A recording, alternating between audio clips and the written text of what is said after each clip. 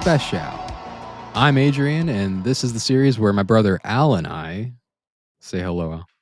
Hello, Al. This is where my brother Al and I discuss the movies that raised us. Oh yeah, It's your line. yeah. Who? I forgot because you're like Do it again. What did you forget? It's in front of you. I know, but I thought I was waiting for you. Never mind. Who came up with that title? Read the fucking Oh, this is legit, people. This is how we act. This is what it's all about. All right. This is true. This is real. This is a real moment. This is authentic. This is very authentic. But who came up with that damn title Of the show? of Are you reading the right script? Yeah. Okay, who came up with what title? This show? Blame Dion. Because I remember you told me you had another idea for this show and what you were going to call it. Yeah, SpeciAL Ed. Yeah, and I'm grateful it wasn't that. So thank you, Dion, from the bottom of my heart. Would you read your line already? I did. No, you didn't. Yeah, it's you. If you're a listener to Cult Film, you're next. Oh, I'm on the wrong one. You're reading the wrong script. I'm on the wrong script. Where's the other script? This is where we rewatch and talk about movies we discovered as kids and grew up watching and rewatching over and over again. And in many cases, probably shouldn't have watched them as young as we did. Today's after-school SpeciAL movie is Vampire in Brooklyn from 1995. Okay, Al, we made it through the intro. Barely.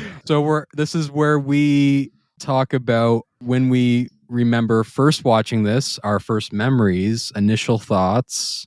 Okay, keep it down there. Or our early impressions of the film. Like, what do you remember liking back then? Or wait, when did we watch this? Okay, I have vivid memories of this movie. I saw this in theaters. Nope. I think you were with me. You must have been with me. No. I saw it with Mom. You must have been there. Listen, I remember my first movie in theaters, and it was the same year this movie came out. And that was Jumanji. Jumanji was the very first movie you saw in theaters? Yeah, I saw it with Zia and Mom and Andrew. I don't remember. So you really think Mom would have allowed me to go see this movie in theaters? Actually, she probably would have. I was 3 years old when I saw my first movie in theaters, Turner and Hooch. Yeah, that holds up. Maybe. Okay, so you don't remember seeing this in theaters? I don't remember things that happened like 2 days ago, let alone over 30 years ago. Do you remember what just happened 2 minutes ago? I try to forget things as fast as humanly possible, clearly. I had vivid memories of so I definitely saw this in theaters. I swear you were there, but whatever. I have vivid memories of this trailer for some reason. I think because I was such a fan of Eddie Murphy comedies. We talked about that VHS collection we had from Dad and CV. Mm-hmm. Zio Vito. So like we grew up watching like Beverly Hills Cop, Golden Child, Trading Places. So we're fans of like Eddie Murphy, but Eddie Murphy's like funny. He's like comedy. And this was like, oh, Eddie Murphy's a vampire. And this movie's, especially as a kid watching the trailer, oh, this is like dark. It's serious, right? Even though it's, I guess, a horror comedy. But remember like when he gets shot at the beginning and then he rises up? Yeah. He goes, I've been hanged, I've been burned, but I've never been shot. It itches. Kind of itches a little. And he's like, I would love to have you for dinner. Oh yeah. Like these were all in the trailer. So and for some reason it's so ingrained in my head, that trailer. Like as a kid, this was more serious than funny. Like there were some funny moments, but like dark. Yeah, like the horror moments in this film were even more profound, impressionable on me. Yeah. As a kid. Oh, it's Wes Craven. Yeah, it's just like it was more serious to me as a kid watching it. I mean, I don't remember much of this movie when I was younger. I remember the old man, the uncle. I remember him and how funny. You remember him from when we were kids? I just remember him being funny. I remember that there wasn't a character that wasn't like Renfield. Like he was, but he wasn't. Yeah, you're talking about the ghoul. he is like the Renfield character. But he's not Renfield. Well, he's not literally Renfield. Yeah, but he's and like, that was always implanted in my brain. And he's a little different because they call him Yeah. a ghoul, and he's like decaying. Decaying indeed. Yeah, so he's a little different in that sense. And then, of course, I remember, shut the fuck up. God damn it. That was the scene that we rewound over and over again. When you're a child and you hear someone swear on TV or in a movie, of course I remember that. I just remember it being like more serious, and the Guido character I kind of remember. I don't know if I knew it was Eddie Murphy playing that character. Which one? The Italian mafia guy. Oh. His character name's Guido. Yeah. Like in this movie, Eddie Murphy plays the priest. Yeah, like the vampire can take the form of other people. So he takes the form of like a preacher. That he's obviously Eddie Murphy because he kind of looks like Eddie Murphy. Yeah. But then he also takes the form of like this Italian mafia guy called Guido. And I don't remember. I mean, as a kid, I don't know if I'm like, oh, that's Eddie Murphy. Oh, okay. Yeah. Yeah, it's like the old Jewish guy in Coming to America. When I first, I didn't know that was Eddie Murphy until the credits said it was him. I don't remember that scene in that movie. Okay, we'll get to it. Anyway, so Vampire in Brooklyn. Okay, I think it's time we hit play and do our rewatch. Yeah. So let's do it.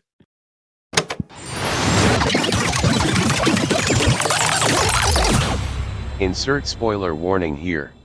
Okay, the rewatch. So Al, this is the segment where we have now rewatched Vampire in Brooklyn, and we talk about what stood out in the rewatch, favorable quotes or moments, what has aged well or has not aged well, or funny or shocking things that we may have missed as kids that we now see as adults. Okay. Do you want me to start? Please. Okay, watching it this time compared to God knows how long ago.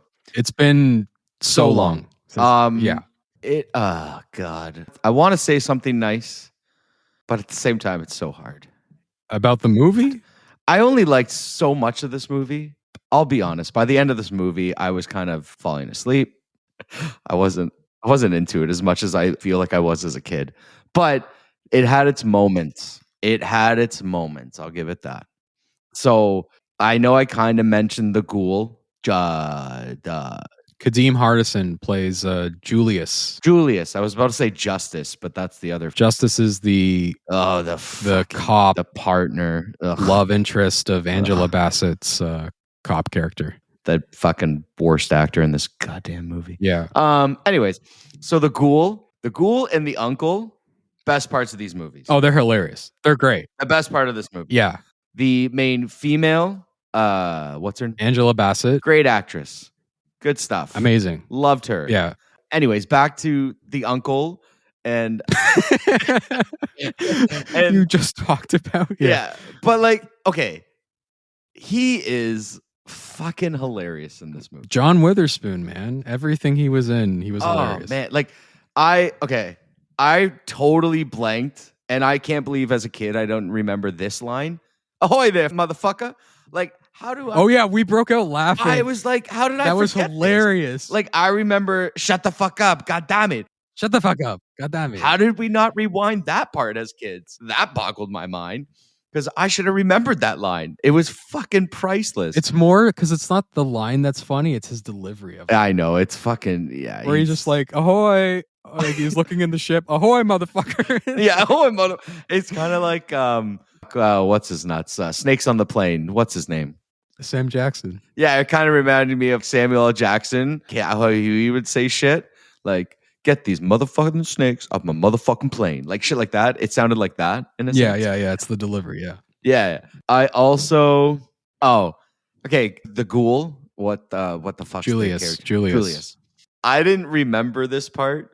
But it really made me laugh this time around when he gets kicked out of his girlfriend's apartment. Oh, yeah. I thought that was fucking hilarious. He just gets thrown down in the street. He's like, baby, what are you doing? You were snoring. He goes, what do you expect? I was tired. During sex? I've pissed myself on the rewatch watching that. That was hilarious. Yeah, no, I'm with you that Kadeem Hardison and John Witherspoon are like the Oh, standouts. man. Like they are hilarious together. Yeah. I mean, you kind of brought it up earlier. Eddie Murphy, when he was Oh yeah, he's in this movie. yeah, so when he takes over the priest or the Preacher, reverend the or preacher. the preacher, whatever. I honestly forgot that Eddie Murphy became two other characters in this movie. You actually mentioned it to me before it happened, and I still didn't even remember that. Oh, okay. Like it didn't trigger in my mind from when we watched it as kids. But I found it funny. Those moments when he became the reverend, Preacher. and then Guido. Preacher and Guido. They were hilarious. Yeah, those are funny. They were funny. The makeup's terrible, but the performance is funny. Oh God, the makeup is awful. But yeah, when he's like, without evil, you don't have good. And without evil, you don't have ass. And ass is good. Like that was fucking jokes. Yeah. That was funny. And when he's like doing the preacher whole thing and like they had to go outside because obviously a vampire can't go into the church. Yeah, he steps into the church and starts smoking. Yeah, and he's like, Jesus Christ, or what the like he does something and he's like, God damn it. Yeah, God damn it, right? And the congregation like looks at him, he's like, God damn, anyone who's not gonna go outside and enjoy this beautiful night, let's do the sermon outside. He does like a whole sermon about how evil is a good thing. Yeah.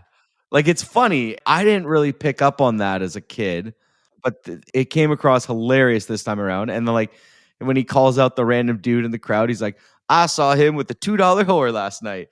I've pissed myself. I thought that was hilarious. Yeah. It's quick. These moments are quick.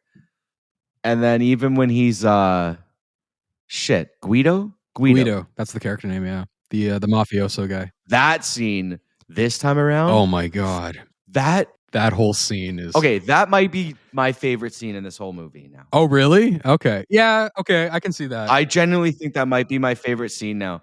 Because when he's okay, so for context, people. Now you're gonna give context. Yeah. Because so Guido is first shown getting booted out of this Italian restaurant where the mafia supposedly does their fucking work out of in Brooklyn. That's all mafia guys do. They just sit in restaurants all day. Yeah, go figure. They just eat pasta and stroke white cats. Anyways, so he gets like booted out, and then Eddie Murphy or Maximilian. Maximilian. That's his vampire name. There you go. Good for you. Thank you, Sam. I'm learning. So he takes out I forget her name though. Angela Bassett? The main character, main actress. No, her character name. I just called her Angela Bassett. I forget. Anyways, so he takes her out, right? He takes her out. Does he take her out in this scene? He does take her out, but that's a different scene than what you're talking about. Oh. Anyways, we'll get back to that part then. Angela Bassett's in the Guido scene, right? Eddie Murphy takes the form of Guido. Oh. And then Angela Bassett and her partner Justice are questioning the mob guys. And then Eddie Murphy steps in as Guido into the scene. Yeah, and then he goes to like proceed to rob the whole like... It's so chaotic, this scene. It's hilarious and chaotic. Yeah, he goes to rob the restaurant, holding up like these two cops, the mafia people under thing, and he's like, empty the fucking till. And then he's like, put your fucking hands up. And then he's like grabbing the main actress, he's holding her as a shield, and he's like, you're fucking gorgeous. He's trying to rob the place, get rid of the garlic, take out Angela Bassett, and he's trying to order food. The fucking waiter, when he gets like knocked over, too much garlic bread for one fucking whatever. That tray full of garlic bread, I don't understand why. But I get it. I guess it's because he's a vampire, right? He can't be around garlic. Yeah. I know, but who the fuck orders that much goddamn garlic bread for a massive tray like that? Come on now. It's stupid. Italians, apparently. Well, I guess. And then he's like, oh, what do you like? You like red or white wine? And then she says red. He goes, oh, that's my favorite too. And then he's like, oh, we should get pasta while we're here. What kind of pasta? Fusilli, that's my favorite pasta too. And like, it is like that scene is hilarious. It's really amped up. It's really chaotic. Like, yeah. Oh man. But like hilarious. It's like, you tell that fucking cat to shut the fuck up. I'm going to whack him. Oh man. Yeah. Don't even get me. Okay. What was the whole ordeal against animals in this movie? Yeah. Yeah. Apparently vampires don't like animals. Shoots the cat. And then he gets the dog electrocuted or something like that? I'm not sure. It explodes like a firecracker, the dog, into the harbor. Yeah, but I mean, that dog definitely didn't survive. It went like 100 feet in the air into the harbor. Well, I mean, the vampire lore is a little like all over the place in this movie. So I guess in this movie, vampires don't like animals. Because you're right. He's always trying to get rid of or kill animals. Yeah. Yeah, so he shoots the cat as Guido. Yeah, and then you're right. It's so chaotic because he's like trying to do like 4 things at once, knocking down things. Every time someone gets knocked over, there's ADR that says, "Mamma mia." Oh, yeah, that's right. It's just ADR because it's just some random line. You like, no one's saying it. It's just like, it's an Italian restaurant. What do you, Mamma mia? Yeah. Honestly, I didn't pick up on that right away until you just mentioned that again. I think I was just laughing too hard to even pay attention and hear that part. But yeah, and then did I have any other nice things that I enjoyed? Those were the nice things. No, but you're right. I think the standout moments are when he's the preacher. I called him Preacher Donkey because it sounds like he's rehearsing his donkey character in Shrek as the preacher. Oh, good call. Evil is good. I didn't even put those two to two together. The donkey voice. Yeah, that's a good. Yeah, no, that's fair. If every day is a sunny day, what's a sunny day? I mean, I guess he was practicing for his audition for Shrek in this movie. Yeah, ass is good, right, Trick? Ass is good. And then so the preacher donkey character and Guido are like definitely the standout moments in the film because they're funny by Eddie Murphy. Yeah, because Winslow, whatever, the uncle, John Witherspoon, and the fool, Kadeem Hardison, top tier. Yeah, if the movie was just about them, it'd be comedy gold. Oh, God. Give me that spin-off of just them. Oh, definitely. But speaking of Eddie Murphy, I mean, this is an Eddie Murphy film, and I guess there's kind of a reason we haven't been talking about him too much is, okay, rewatching this film. Yeah. Now that we're adults. This movie does not work, and I think it's because this movie it's not that it's tone deaf, it doesn't know what it wants to be. It doesn't know if it wants to be like a horror comedy or a horror with comedy. The tone is as all over the place as Eddie Murphy's accent in this film. Oh, God, don't get me started on that. His accent goes from over the top to subtle to not even present to shut the fuck up. God damn it. My one note is voices all over the world. Yeah, I don't know what he's doing in this film. They're talking normal. Shouldn't they all have a Brooklyn accent, first of all? That's the least of this movie's problems. They accentuate randomly, like they'll be in mid-speech or a mid-conversation, and then all of a sudden they accentuate like one word. The only character that had a Brooklyn accent in this film was the chief of police. Oh, the woman. She was Dolores in Who Framed Roger Rabbit. Good call. She's the only one with a Brooklyn accent. But Eddie Murphy's like vampire accent is, oh God. Sometimes it's full throttle. Sometimes it's dropped completely. Sometimes it's just him. Yeah, but it kind of echoes like this. Okay, so like Wes Craven directed this film. Yep. Famous horror director. Apparently the studio and Wes Craven were trying to make a comedy, and Eddie Murphy really was trying to do more of a horror film. Like he didn't want to do funny stuff. He wanted to do more serious stuff, right? Getting him to do the characters where like the vampire takes the form of the preacher, donkey, and Guido. It's like that was a way for like Wes Craven in the studio to accidentally make him do comedy. Okay. Eddie Murphy was trying to do like a horror film, right? And I know like his production company was involved in this. His brother is involved, like co-wrote the script. Eddie Murphy produced this. Yeah, his company. Yeah. And I don't know. Okay, have you ever seen Blackula? No. It's a blaxploitation film from the 70s where it's basically like a Dracula story, right? But I don't know if Eddie Murphy and his brother, if in any way, shape, or form this was meant to be like an homage to Blackula, right? Because that's probably something they grew up watching as kids. But that movie's not a comedy either, Blackula, right? So, and it's got similarities to Vampire in Brooklyn where in Blackula, he's like an African prince that comes to modern day like LA. So coming to America? No, Blackula. Oh, sorry. Coming to America, he goes to Queens. But yeah, okay. So, but Vampire in Brooklyn, it's kind of doing the same thing, but he's a Caribbean vampire and he's coming to modern day Brooklyn. Yeah. So it's got that blend of classic gothic horror, coffins and castles and stuff like that with this like urban backdrop, right? And both films concern a love story. In Blackula, the vampire is seeking his lost love's reincarnation. There's a woman who looks like his love. And then in Vampire in Brooklyn, Max, a million, is searching for his destined mate. Yeah, the half vampire. Yeah, Angela Bassett, her father was a vampire and her mother was a human or something. So it's got enough echoes of Blackula that I'm wondering if that was kind of the initial idea for Eddie Murphy to do an homage to that. Because that's not a comedy, Blackula. Okay. Yeah.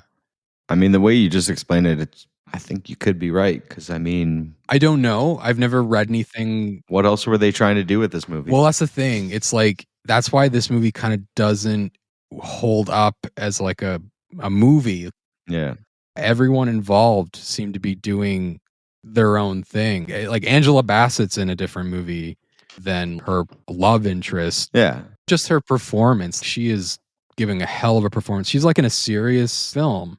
Oh, compared to everyone else, yeah, 100%. And Eddie Murphy's sometimes in a horror film, sometimes in a comedy, sometimes in like a drama. Like it's all over the place. Kadeem Hardison, John Witherspoon, like they're comic relief. Yeah. Right? So that's okay. And then Alan Payne is... Who's that? Just totally miscast. The love interest. The partner. Justice. Oh, God. They were trying to make Alan Payne a thing back in the 90s. He did New Jack City, but the guy is so fucking boring. Yeah, my note said under I didn't like the cop partner Justice. Don't know why, but he annoyed me. It's because he's boring. Oh my God. But he is the Jonathan Harker of this movie, right? Like he is the... We're supposed to care about him trying to take down the vampire kind of thing. Yeah, but he didn't do anything like He's so boring. Right? Yeah. They could have done... I would... You know what I would have rather... I would have rathered... Sorry about my... I got it. I had to reboot my brain there for a second. No, I would have rather her sexual-driven roommate to be more involved in this movie than him. Yeah. What did I say? I said something to you when we watched that about the roommate. Oh, what is she? The horniest woman in all the world? Yeah. Oh, yeah, yeah. It gets to a point. No one's ever this horny. Yeah, I turned to you. I'm like, no one's ever this horny. And I wish there was more horny girls like that in this world. No, like she was frightening. Okay, so like she is seducing Alan Payne's character who's in front of Angela Bassett, who's her roommate. Yeah.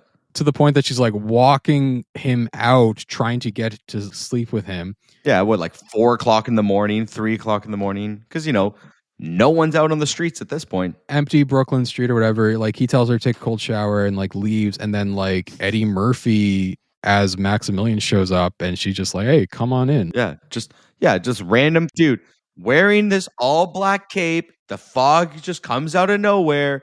There's no one else in this street. And all of a sudden it's like, yeah, you want to come up to my room tonight? You know, like you just met this dude in Brooklyn. You telling me he's normal? You think someone walking the streets all on his own like that is normal? I don't think so.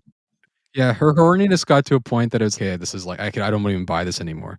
That scene though, when she's doing her thing and dying was really cool. The murder scene is great. It's really good. It's really good. Like this movie had its moments. Yeah. As much as the build up for some of these good moment scenes were awful, they would eventually get to a moment in the movie where I'm like, okay, you got me again.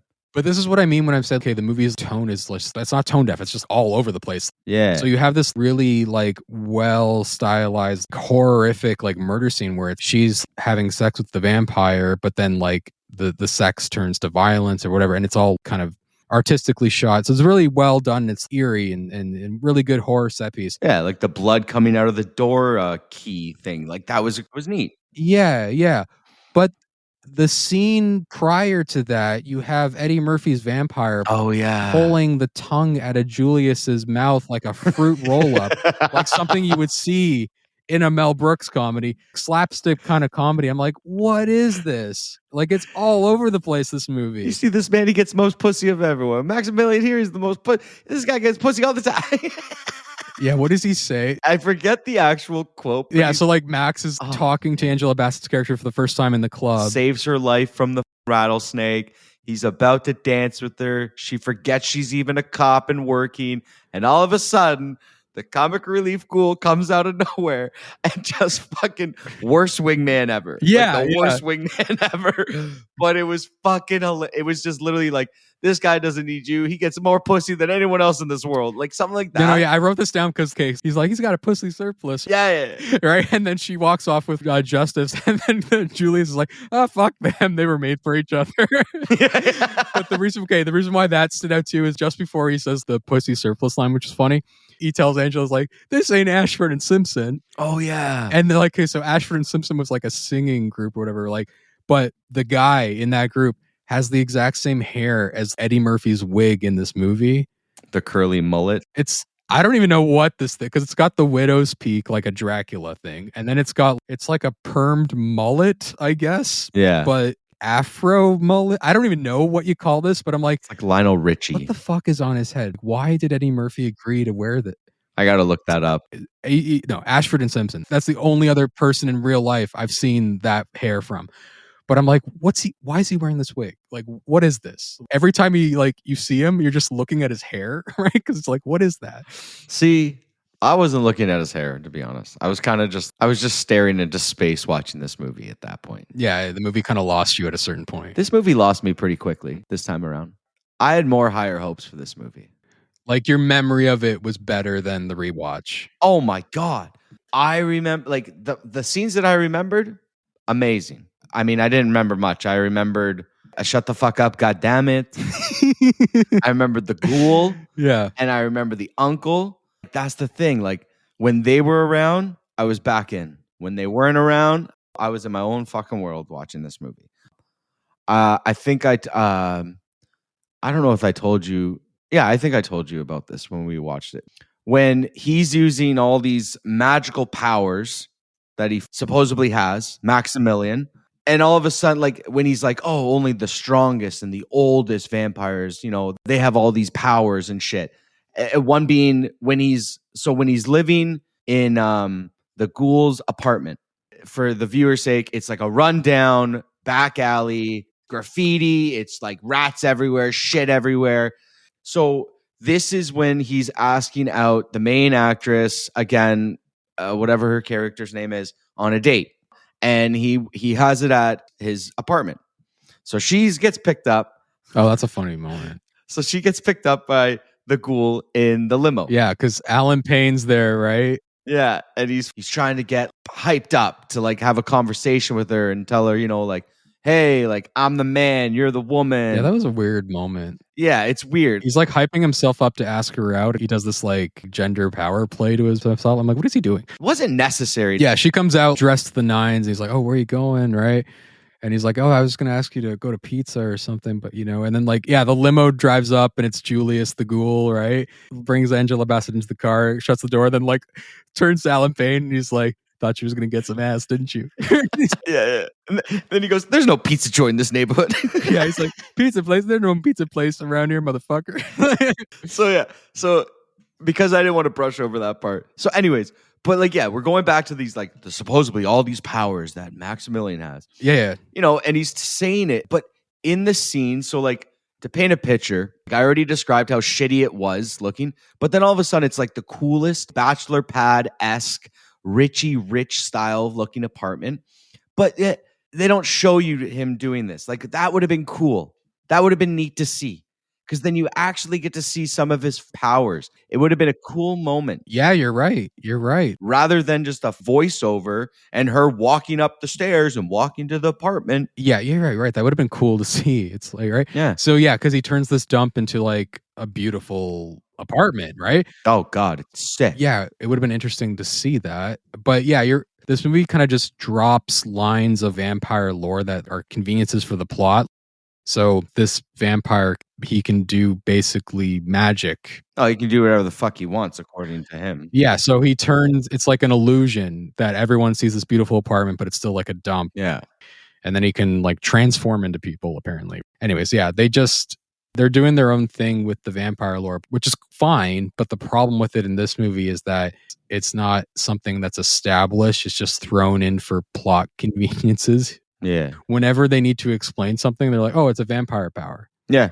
Yeah. When in doubt, it's like, oh, yeah, it's just, I'm a vampire. I have these powers. I can do it. Yeah. You know, what else did I want to say though? Oh, fucking the okay. So I'm sorry. This is where I'm gonna get fucking pissed off here. Okay.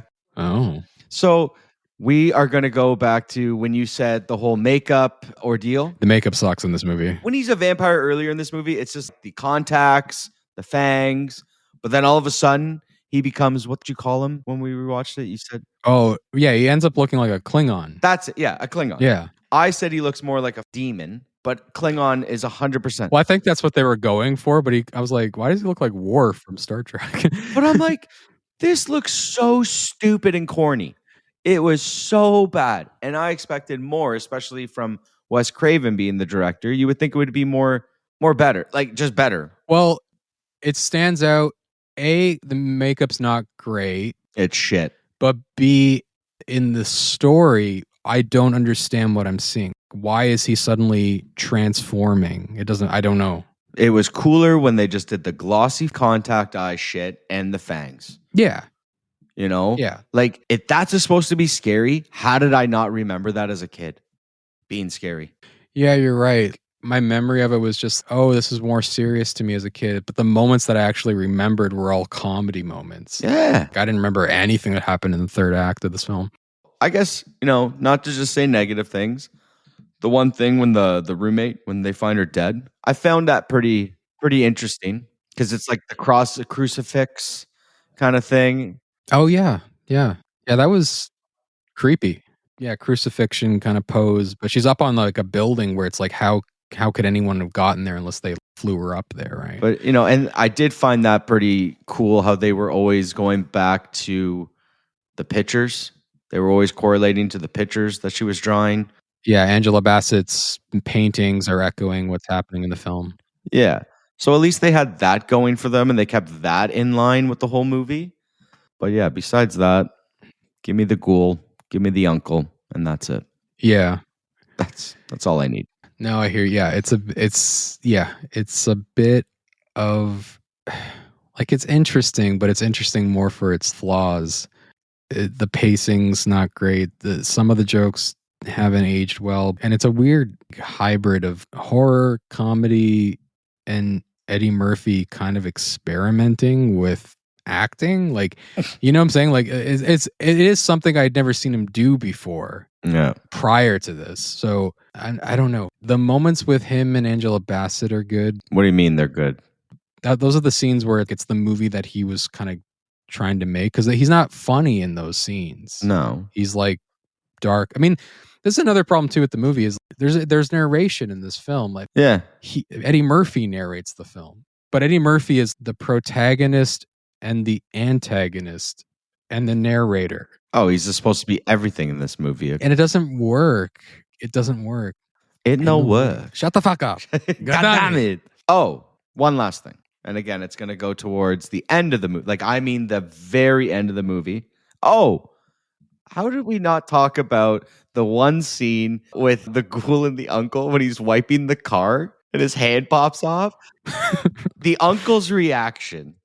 Well, he doesn't have a reaction. Exactly. Yeah. The lack of reaction. But you do it best because you actually remember the lines properly. I butcher them. Julius is constantly decaying, right? So his body parts are falling off. Constantly. So like he's cleaning the car and then suddenly like his hand comes off his arm. And then his uncle's just looking at this so nonchalantly. He's like, "You've got the dropsies."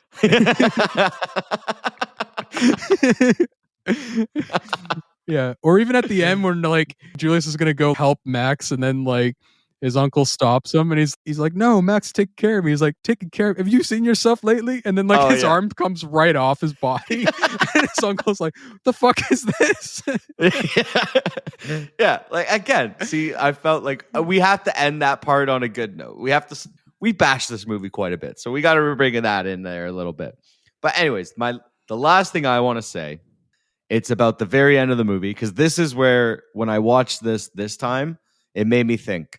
So Max is dead. She's run off with Justice or whatever, the main girl, lovey-dovey, happy, whatever, fucking after. So, and the penthouse is now back to a shithole. And now it's the uncle and Jules, who is still fucking decrepit. He's still a ghoul. He looks like shit. Okay. And they're like, so what are we going to do? And he's like, well, at least you got the limo. And he's like, oh, yeah, you're right. I got a limo. They're in the limo. So the uncle's in the driver's seat. Fucking Julius is in the back. And then all of a sudden, the ring of Maximilian comes in. I guess it's on the sunroof, falls in. And then all of a sudden, he puts on the ring. And now he's the vampire. Yeah. Yeah. But what the fuck? He becomes a vampire, yeah. But they don't explain it. So are you telling me this whole time this ring is what made him a vampire? Or is it because he was a ghoul and he put on the ring, he becomes a vampire? Or could I have found that fucking ring and become a vampire? Yeah. Well, again, it's vampire lore for conveniences. It's a neat thing. It's a different understanding of what becomes a vampire. I guess maybe that's how he became a vampire. Maybe that's how he's a ghoul to become a vampire. I don't fucking know. It is neat to think about that way. But I mean, it would have been cool if they did do that remake, or not a remake, but a sequel of now Julius being the vampire in Brooklyn. You just want that movie with Julius and John Witherspoon. I just want that movie with the uncle, and yeah, I think it would have been a lot better than this movie. Oh, probably. But yeah, this movie didn't do well, so no sequel was happening. But to end on a positive note, Al, following this, Eddie Murphy goes on to do The Nutty Professor, which was a big hit for him, and it's hilarious. Oh, God. Spandex. All spandex. And Wes Craven went on to do Scream. So I was definitely that killer for Halloween multiple times in a row. Yeah. So, they both went on to do bigger and better things. So with that said, Al, now it's time we decide if we're going to rewind or fast forward Vampire in Brooklyn. So for our listeners, rewind or fast forward, what this means. Rewind. Do we recommend to rewatch it today, or fast forward, leave it in the past? You want me to go? This is your show, yes. Okay. Fast forward, run away from it, don't even bother. If there was a clip on YouTube, beautiful. Yeah, like a best of clip. That's all you need to watch. And it would probably just involve the uncle and ghoul and the random hilarious lines. That's all you need. Yeah, I'm sure there is a YouTube video with all the best bits of this film, but I agree with you. This is a fast forward. Yeah, it doesn't hold up, but there are moments of comedy and horror. I mean, we mentioned the roommate kill. It's very minuscule horror. Yeah, it's not gory or anything. Dracula Dead and Loving It had more gore than this movie. Way more blood. Yeah, definitely more blood. We should have put out newspapers.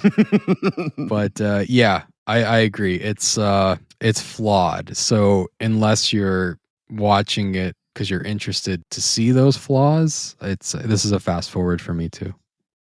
Shut the fuck up. Goddammit. So that's another after school special in the film can. Let us know. Was this a rewind or a fast forward for you? And tell us what childhood movies of yours that you think deserve a spot on the show. It might be one we wore out on VHS too. Find us at CultFilmSchool on the socials or wherever you get your podcasts. Next time, we'll rewatch and discuss another movie that raised us and shaped our questionable taste.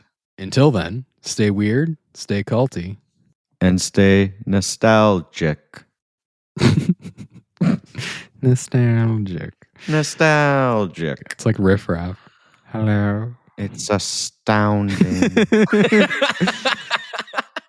After school special, pressing eject now.